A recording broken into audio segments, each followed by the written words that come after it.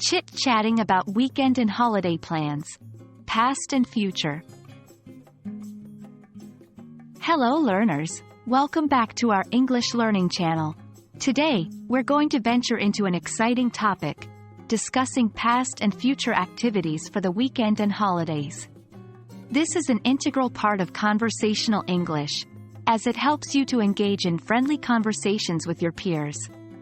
So, buckle up as we take you on this enriching learning journey. Past activities form a large part of our conversations. To discuss past activities, we often use the past simple tense. For instance, I visited my grandparents last weekend. Or, we went to a music festival on the holiday. Let's look at some common phrases used to introduce past activities. I spent the weekend at the beach. We had a barbecue party on the holiday. She did a lot of reading over the weekend. They took a road trip last holiday. Remember, when you're talking about past activities, use clear time references such as last weekend, on the holiday, yesterday, this morning, and so on.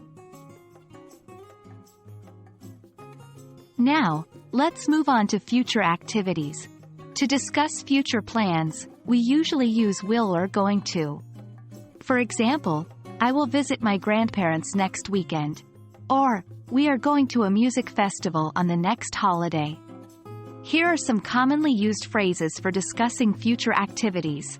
I'm planning to spend the weekend at the beach.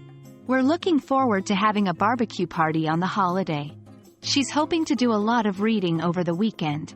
They're considering taking a road trip next holiday. When discussing future activities, it's important to use time phrases that indicate future, like next weekend, on the next holiday, tomorrow, this evening, and so on. Now, it's time for a little practice.